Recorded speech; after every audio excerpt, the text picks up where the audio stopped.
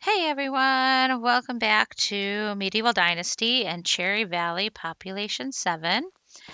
I finished making a bunch of spoons, I believe 170 to be exact, and I'm going to keep those on me and because I am going to head over to Sambor for this last day of spring, and I'm going to finish up that quest. Now back here, I did plant, because I had this already fertilized. I didn't want to waste fertilizer, so I planted more cabbage over here. I'm just going to let these be empty. And over here, I did finish up the cabbage planting over here. Ugh. So I think I have a pretty big field. This field is completely done with flax and cabbage. So I don't really have anything else to do this spring, so I figured I would just head over to Sambor and finish that up since I can't do Alan's story until next season. All right. Wait. Where's the icon? Oh, it doesn't even show me an icon. Okay, well, I'm going to head first to Gustovia and then I'm going to head over to Sambor. So here we go.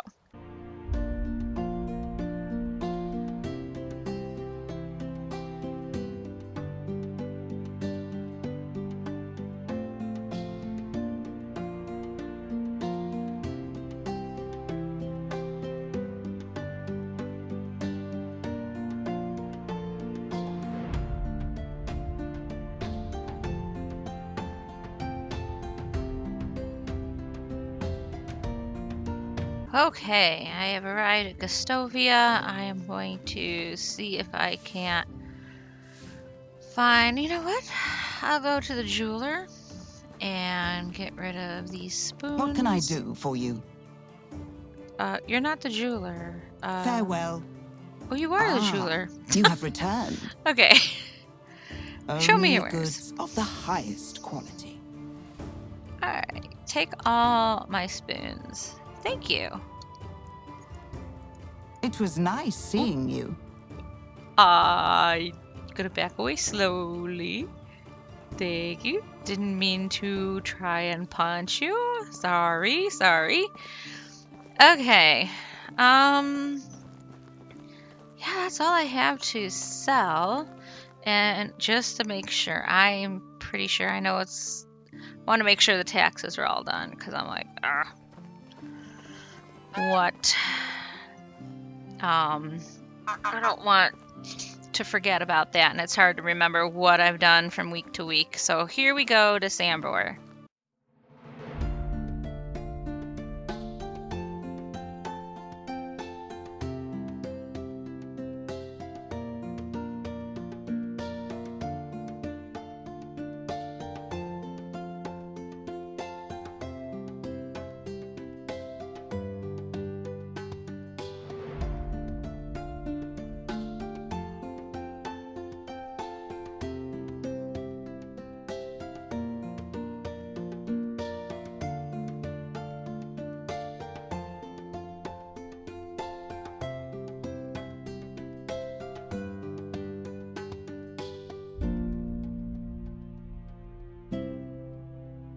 Okay, I'm back at this lovely guy's abode.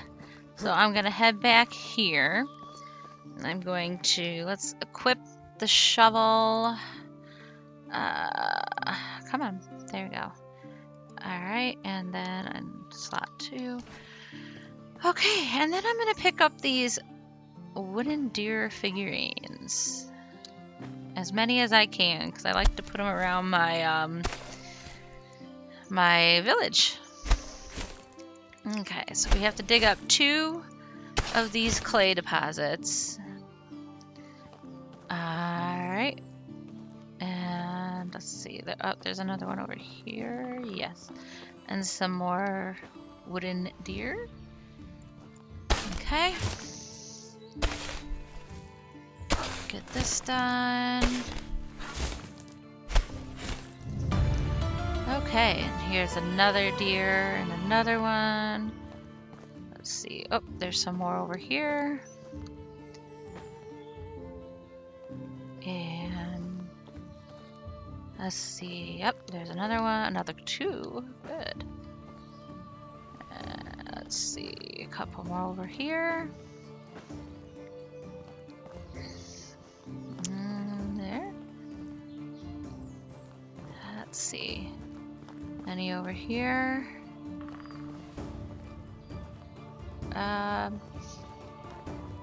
Let's see.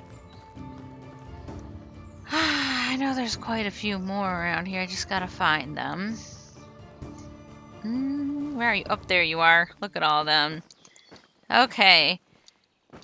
And I am going to... Oh, there's some wine bottles. I can sell those. I'm going to take these and I'm going to ask Sambor about them. Like what these are all about. Ooh, some more of that and clay. Don't want to load up too much. Alright, yeah. Okay, so let's head... Let's see, where is it? Over here. Back to Sambor, and let's finish up this story that he has to tell. Okay. Here you go. I got your clay. You have it? Here's all the clay you wanted. Will you finish the story now? Alright, alright. So, as I've already said, Jordan wasn't much of a fighter back then. He didn't have any money nor connections. But he had one thing, an unusual ability. You see, from an early age, Jordan was an exceptionally good liar. No sweaty palms, no voice cracks, no tells really. Calm, steady breaths, eye contact held all the way. He eventually managed to handle any kind of pressure, even in the craziest of situations. But it wasn't that at first. He felt no pressure lying, no stress at all. It was as natural for him as breathing. He had absolutely no remorse. He came up with a plan so immensely moronic and unrealistic that it's really hard to believe that it worked so perfectly. At first, he convinced the nearby town's tailor to sew him a whole set of clothes worthy of the most wealthy nobleman. The finest of fabrics, silken threads, you name it, horrendously expensive. So how did he manage to afford it, you may ask? It's simple. He didn't pay for it. So he stole it? I said no such thing. Jordan wasn't a thief. Not in the traditional meaning of the word, at least. Apart from that, did I finish the damn story? While wearing his new clothes, he traveled to the castle of the king of that realm and entered it. Okay. Now, I know that you're making this all up. That's simply impossible. Ha! You're absolutely right, it is. It's mad to even consider trying to pull that off. But Jordan, he just walked straight in. I don't blame you for doubting me. Damn, I would have had been first to doubt a thing like that if I didn't see him doing it hundreds of times later with my own eyes. Anyway, he walked right into the castle, and once he was there, he followed through with his plan, which was betting his wife. Whose wife? The king's. The king's wife? So, the queen? Indeed. So, let me get this straight. The plan was to get into the castle and lay with the queen? Exactly that. Yeah, you were right. That is the most absurdly idiotic plan I'd ever heard. I told you, but it worked like a charm. I still don't get it. What worked? What has he accomplished by that?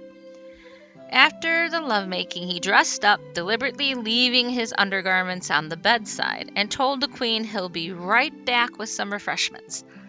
Then he went to one of the king's guards and told him that he saw the queen with a company of a strange man sneaking into one of the chambers. The guard rushed in and witnessed the queen naked in bed with the man's clothes right next to her.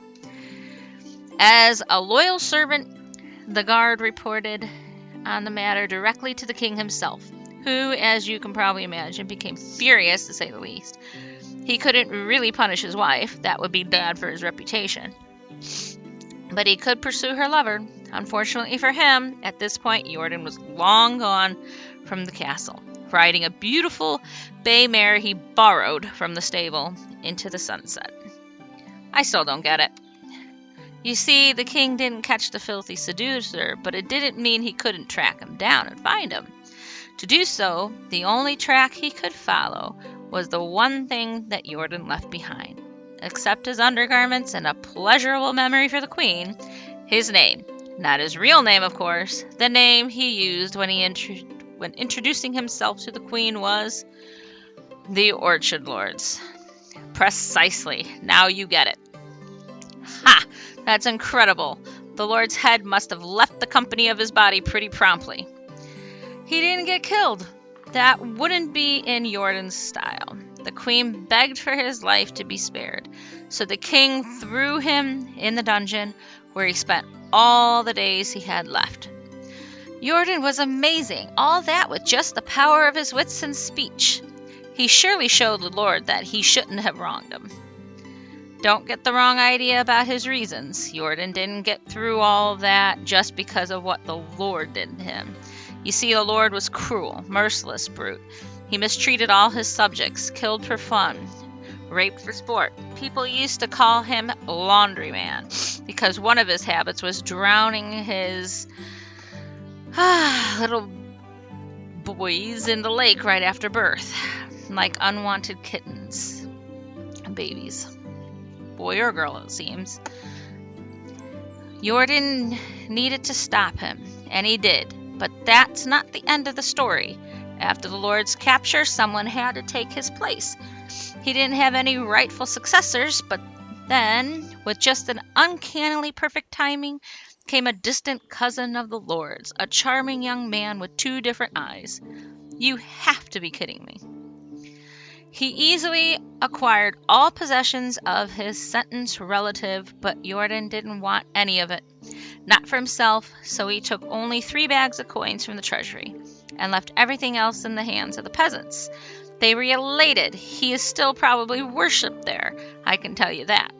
Oh, and one more thing. Why 3 bags, you might ask? That's easy. One for the tailor, another one for the stableman he took the horse from, and the last one for himself, with the exact amount of coins he was rightfully supposed to earn for his work at the orchard. I told you, Jordan wasn't a thief, and that was it. He mounted his beautiful mare and left the realm, continuing his adventures. At least that's the story he used to tell us. Though nothing of that may be true at all, but that's just how it was with Jordan. Now I understand what you and Unighost were talking about. He really does seem surreal. I've never met anyone else like that. Don't get me wrong, he had his flaws, but the things he could do, his tongue wasn't even silver. It was made of pure gold. But wait, you didn't tell me what was the purpose of the Undying Fist. Oh, I thought it would be obvious by now. On that day, Jordan's mission was born. He knew that the spoiled, rotten elites like that were scattered all around the world, draining life and dignity from the hard-working simple folk, and that he was capable of stopping them, to some extent at least. So that's exactly what he started doing, overthrowing corrupted lords and giving back to the community. He sounds like a hero, a true hero. Well, it wasn't like, I guess you could say that. So how did you join the pack? Jordan was working solo until he met Unighost. That rat's agile fingers could work where Jordan's tongue didn't. And then they needed someone with other talents they were lacking, like strength, manliness, bravery, independence, gallantry, integrity. Right, I think I get the picture. So they recruited the best there was. I was between jobs at the time, so I gave them a chance, and finally the pack started to really make a difference. But I don't like to brag. Oh yes, I noticed, humble to the bone. Thank you for noticing. People at my level don't need to boast about our skills. Just like the sun doesn't need to prove it's bright. Anywho, I already spoke more words to you than I did in the last 5 years to anybody. So it's time for you to go. And preferably don't come back. Ever. It was a great pleasure and a true honor. Yeah, I don't care. Leave now. And in return for giving away my location, deliver this delicious meal to Unigos. It's his favorite. A knuckle sandwich. You want me to hit him in the face? Did I stutter? No, sir. Of course, sir. I'm on my way, sir. Okay. We are done with Sambor for the time being. So, and I think, oh yeah, I have those little deer. Let's see what he has to say about that. Yeah, he's not happy with me. I found the strange figurine lying in the clay, couple of them actually. Who allowed you to take it? It's none of your business. Well, wait, I had to. Such fine art should not be covered in mud. You really think so?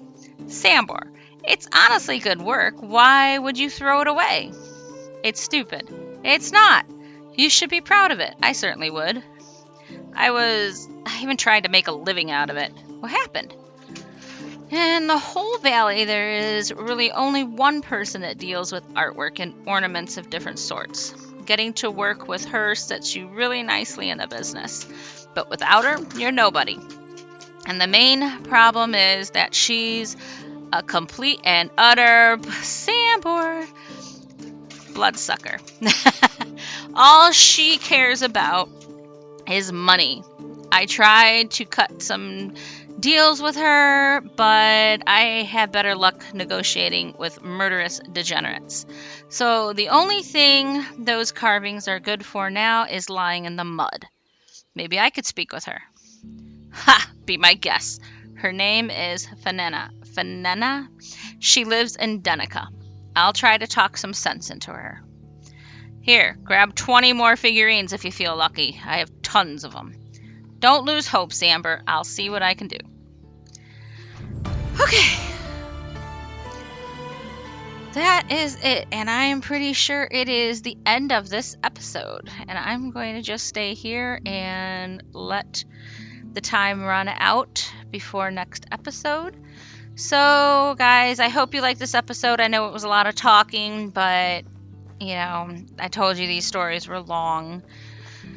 But they are kind of interesting, too. So if you like this episode, hit the like button below. If you want to see more from me, hit the subscribe button as well.